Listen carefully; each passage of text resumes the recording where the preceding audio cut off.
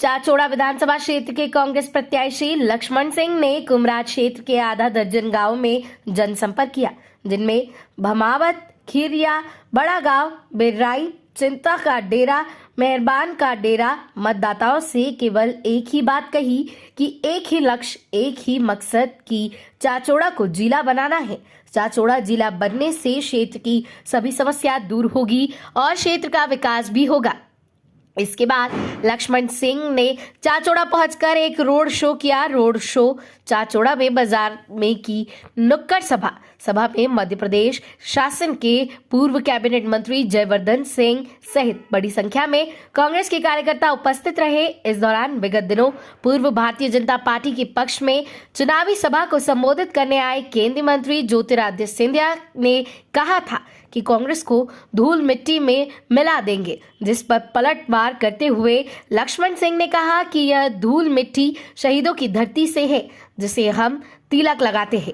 लक्ष्मण सिंह यही नहीं रुके। अमित शाह, केंद्रीय गृह मंत्री एवं प्रधानमंत्री नरेंद्र मोदी पर जमकर प्रहार करते हुए कहा कि राघौगढ़ और चाचौड़ा में आकर उन्होंने खिलाफत शुरू कर दी है, जिसका जवाब 2024 में मिलेगा। कसम श्री राम की कहते हैं 2024 के लोकसभा चुनाव में राघौगढ़ से लेकर तो गुजरात तक कांग्रेस पार्टी का एक एक कार्यकर्ता उनके द्वारा जो खिलाफत की गई है उसका जवाब देगा और 2024 के चुनाव में इनको उखाड़ फेंकेंगे। वहीं राघौगढ़ एवं चाचौड़ा में अमित शाह, ज्योतिरादित्य सिंधिया, प्रहलाद पटेल, प्रधानमंत्री जैसे दिग्गज नेता आकर कांग्रेस हराने की कोशिश कर रही है, क्योंकि भारतीय जनता पार्टी में घबराहट है। राघौगढ़ और चाचौड़ा में जनता भारतीय जनता पार्टी की कार्यप्रणाली से पिछले 20 वर्षों से परेशान है, जहां पर भ्रष्टाचारियों का बोलबाला है। इन सभी को क्षेत्र की जनता 17 तारीख को देगी जवाब और कांग्रेस पार्टी पूरे प्रदेश के अंदर 140 सीट जीतकर सरकार बनाएगी और 17 तारीख को भारतीय जनता पार्टी को विपक्ष में बैठा दिया जाएगा। वहीं जनसभा में जयवर्धन सिंह ने भी शिवराज सिंह चौहान पर जमकर निशाना साधते हुए कहा कि मामू ने रक्षाबंधन पर बहनों को 450 रुपए में गैस सिलेंडर देने का वादा किया था, परंतु किसी भी बहन को पूरे प्रदेश के अंदर 450 रुपए में गैस सिलेंडर नहीं मिला। मामा ने रक्षाबंधन पर अपनी बहनों से झूठ बोला। क्या यह बहनाएं मामों को माफ करेगी? वही लाडली बहना योजना जो लागू की है उसमें भी तमाम सारे प्रतिबंध लगाए गए हैं और आज भी ग्रामीण क्षेत्रों में लाडली बहन योजना में पत्रवाद बहनों को 60 से 70% लाडली बहना योजना का लाभ नहीं मिल रहा है, परंतु कांग्रेस की सरकार आएगी तो अपने वादे जो है वह पूरे करेगी। साथ ही चाचौड़ा जो जिला बनना एक ही मकसद और एक ही मुद्दे पर चुनाव लड़ा जा रहा है। ज्योतिरादित्य सिंधिया पर भी जमकर गरजते हुए कहा कि जब हम किसानों का कर्ज माफ करने जा रहे थे तभी ज्योतिरादित्य सिंधिया स्वयं बिक गए और अपने समर्थकों को बेचते हुए सरकार गिरा दी, जिसका जवाब मध्य प्रदेश की जनता जनार्दन 17 नवंबर को मतदान करके देगी। गुना जिला संवाददाता योगेंद्र शर्मा की रिपोर्ट। सरकार यहाँ है और कानून व्यवस्था का ये बड़ा ढोल पीटते आ रहे हैं कि हमने कानून व्यवस्था सुधारी। अभी 4 दिन पहले नरसिंहपुर जिले के सिहोरा थाने की घटना मैं आपको बता रहा हूँ, अखबार में छपी है, आप लोग देखिए न्यूज में। क्या घटना कि वहां तंत्र मंत्र के लिए एक व्यक्ति की नरबलि करी गई। नरबलि, एक व्यक्ति की गर्दन काट के नरबलि की गई। लोग कहते हैं कि अमित शाह बड़ा असरदार है। मैं कहता हूं इनकी सरकार हत्यारी है और धारदार है। धार से बेचारे उस निर्दोष की गर्दन काट दी, गरीब परिवार का आदमी का। किसी अमीर की गर्दन तो ये काटेंगे नहीं, न कोई काटना चाहिए। बिल्कुल ये नरबलि की घटना, विभत्स घटना 2023 में आज हम खड़े हैं, इसका जवाब हो गया। तीसरा सवाल ये है कि यहाँ जितनी पाइप बिछी है पूरे गुना जिले का, मैं जानता हूं पूरे मध्य प्रदेश में भी ये हर घर नल। हर घर नल, कहां है हर घर नल बताओ? क्या हाल है गांव में, देख लो जाकर। और बहुत बड़ा घोटाला हुआ है, बीनागंज में भी हुआ है, पाइपलाइन घोटाला। और मुझे बताया, हमने जब ठेकेदार के खिलाफ कार्रवाई करी, भाग गया ठेकेदार, मैंने एफआईआर दर्ज कराई, और ठेकेदार आके कहता है मैं अमित शाह का आदमी हूं। कहता नहीं कहता, मैं अमित शाह का आदमी हूं, मुझे कुछ मत करना। तो ये अमित शाह जी बताएं कि करोड़ों का घपला जो हुआ है, ये सब आपका ही नाम क्यों ले रहे हैं, किसी और का नाम क्यों नहीं लेते? अब साथियों, जब ये हार की कगार पर आ गए हैं, तो परसों की एक घटना बताऊं रात की। भारतीय जनता पार्टी प्रत्याशी के एक रिश्तेदार भारतीय जनता पार्टी प्रत्याशी की गाड़ी में बैठकर रात के अंधेरे में एसडीएम घर आए, डब्बा लेकर, इतना बड़ा डब्बा लेकर, झोला लेकर आए। और हमारे साथी सजग जो बैठे हैं, हमारे प्रहरी कांग्रेस पार्टी के, उन्होंने देख लिया, वीडियो बनाया तो भाग के चले गए। मैंने पूछा अधिकारियों से, मैंने कहा भाई ये क्या है? तो बोले साहब मिठाई का देने गए होंगे दिवाली में। तो मैंने कहा मिठाई रात के अंधेरे में काहे को गए, और भग काहे को गए जब मिठाई देने गए? जब वीडियो बनाने लगे तो भगने की क्या जरूरत थी? और दिन में जाके कोई अगर दे दे तो कोई दिक्कत नहीं। मिठाई उस डब्बे में, झोले में क्या था? अरे नोट होंगे ही नोट, और क्या होगा? ये अधिकारियों को खरीदने तक की नौबत पे आ गए हैं। लेकिन चुनाव आयोग से हमने आवेदन दिया है और हमें विश्वास है कि चुनाव आयोग नियम अपने कानून से कार्रवाई करेगा। तो यहां तक ये आ गए, यहां तक उतर आए। इसलिए साथियों, अगर हमें स्वच्छ राजनीति चाहिए, अगर हमें प्रजातंत्र को बचाना है, तो इनको हराना बहुत जरूरी है, और मुझे विश्वास है कि आप हराएंगे। कांग्रेस के घोषणा पत्र के बारे में जयवर्धन ने बताया, और कांग्रेस पार्टी जो कहती है वो करेगी, मैं आपको विश्वास दिलाता हूं, करता हूं। और आज की सभा में आप सब पधारे भाइयों बहनों को, हमारे कार्यकर्ता भाइयों बहनों को, और एक को छोड़ के सभी बहनों को, मेरी पत्नी भी यहाँ है। कहाँ हो पत्नी? बैठ तो जाओ, तुम खड़ी हो जाओ। आप सबको प्रणाम करता हूं। भाइयों बहनों, भारतीय जनता पार्टी की प्रत्याशी को 3 महीने पहले घोषित कर दिया, चुनाव के 3 महीने पहले। और घोषित होते ही कौन आए उनका प्रचार करने? आसाम का मुख्यमंत्री आया सबसे पहले। आया कि नहीं आया?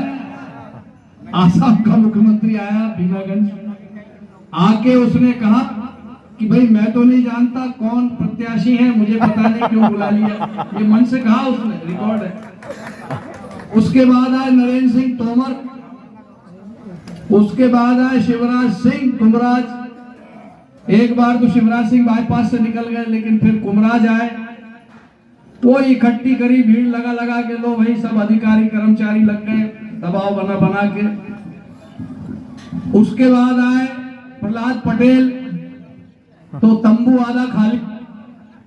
उसके बाद आए सिंधिया जी, तंबू आधा खाली। और आज भी जो अमित शाह आए, यहाँ भी आए, रावगढ़ भी आ रहे हैं।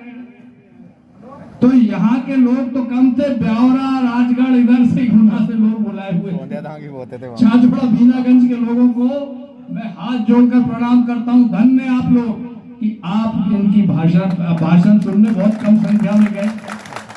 गांव से मुझे बल्लू भाई बता रहे थे कि गाड़ियां खाली आ गई, कोई बैठा नहीं, क्योंकि चाचौड़ा के लोग इनको नकार चुके हैं।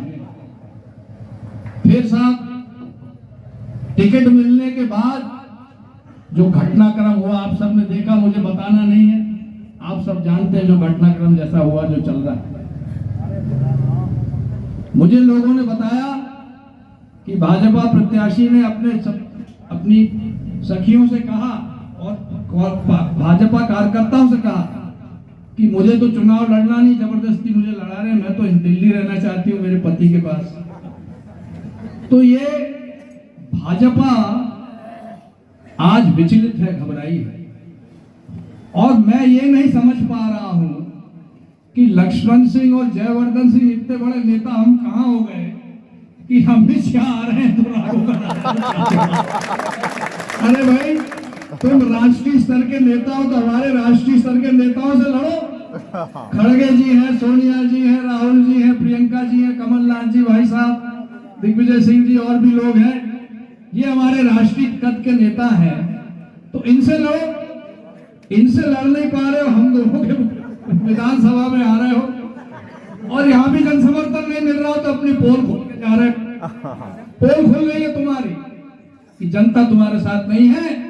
और ये सूचक है 2014 में भारतीय जनता पार्टी की सरकार न बनेगी कि दो दिल्ली में, और यहाँ बनने का तो 2024 में और 2023 में अभी तो यहाँ बनने का सवाल है ही नहीं। क्योंकि टेलीविजन के सारे सर्वे जो आ रहे हैं वो ये कह रहे हैं कि यहाँ इनकी सरकार नहीं बन रही।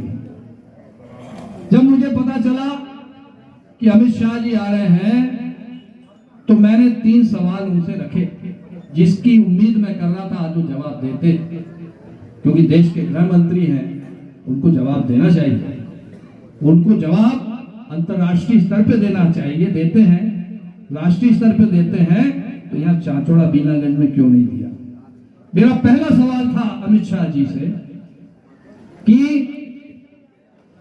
आपकी पार्टी का संचालन एक 302 का अपराधी बीनागंज चाचौड़ा में कर रहा है कि नहीं।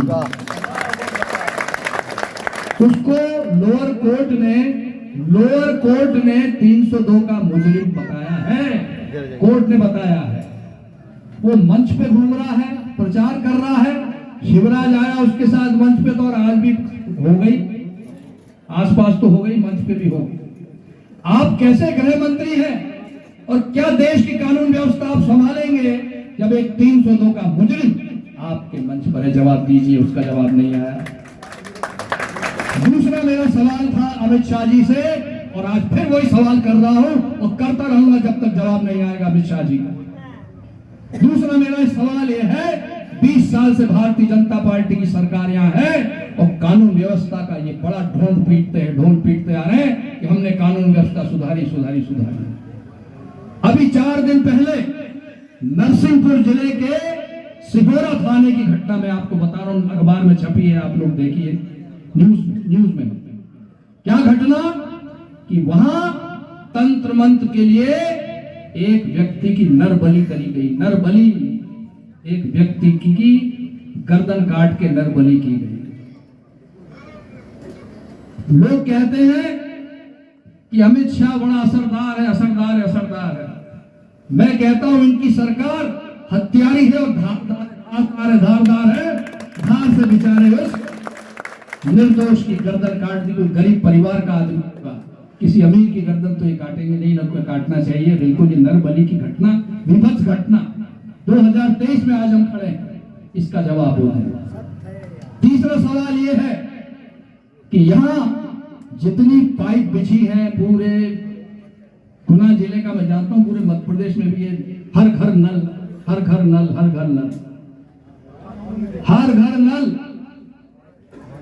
कहां है हर घर नल, बताओ क्या हाल है। केकड़ा भमा तमाम सारे 10-12 गाँव का आपने दौरा किया है।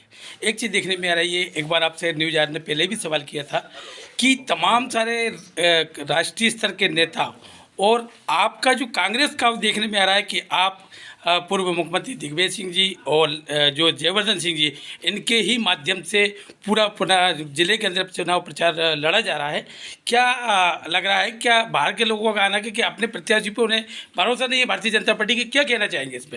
भाई, हम तो ये मानते थे कि अमित शाह, मोदी जी भाजपा के सबसे बड़े नेता हैं, दिग्गज नेता हैं। यस। और इनके लिए ये हमारे जो दिग्गज नेता हैं, खड़गे जी हैं, सोनिया जी हैं, राहुल जी, प्रियंका जी, कमलनाथ जी, दिग्विजय सिंह जी, ऐसे हमारे और जो नेता हैं, ये उनसे टक्कर लेंगे। वे उनके स्टेचर के, हमारे स्टेचर के नेताओं से टक्कर लेंगे। हमें पता नहीं था कि इनके दिग्गज नेता जयवर्धन सिंह और लक्ष्मण सिंह के खिलाफ था। तो ये दिखाता है कि ये बहुत घबराए हुए हैं, हार चारों तरफ दिख रही है। और इनके जो अभी पूर्व 2 केंद्रीय मंत्री भी आए थे, सिंधिया जी और प्रहलाद पटेल, तो तंबू आधा खाली पड़ा था। अब मोदी जी आते हैं तो भर ही लेते हैं, कैसे भरते हैं आप भी जानते हैं, हम भी जानते हैं। दबाव बनाते हैं कर्मचारियों पर, अधिकारियों पर, पैसे देते हैं कि चलो, इस तरह वो करते आ रहे हैं, बरसों से कर रहे हैं। यहाँ भी गुनाह इन्होंने कर लिया। लेकिन आज मुझे खबरें जो आ रही हैं कि बहुत ज़्यादा जनता न बीनागंज में आ रही है, न राघोगढ़ में। सर एक सवाल और था कि जैसे कि अभी 2 दिन पहले देखा था बीनागंज में कि वहाँ रोड क्रॉस करके झंडियाँ लगाई गई थी भारतीय जनता पार्टी की, लगातार चुनाव आचार संहिता का उल्लंघन दिखाई दे रहा है। इस पर आपके द्वारा कोई शिकायत, क्या कहना चाहिए? चुनाव आचार संहिता का उल्लंघन निरंतर दिख रहा है और उसकी शिकायत चुनाव आयोग से हो भी रही है। अब चुनाव आयोग संज्ञान में लेकर कुछ कार्रवाई करेगा। जाते जाते आपसे एक आखिरी सवाल था, जो आज अमित शाह की जो यहाँ बीनागंज में जो एक सभा है, अमित शाह की जो बीनागंज में सभा है केंद्रीय मंत्री भारत सरकार की, क्या कांग्रेस पार्टी को उससे कुछ अंतर पड़ेगा? हमारी स्थिति और मजबूत होगी, क्योंकि हमारे सामने कुछ ऐसे सवाल हैं, हम ऐसे सवाल खड़े करेंगे उनके सामने। अभी हमारी भी है नुक्कड़ सभा, उस पर भी आप आइए। और ये नुक्कड़ सभा जो है, इनकी आम सभा पे भारी पड़ेगी। आइए सुनिए हमारा।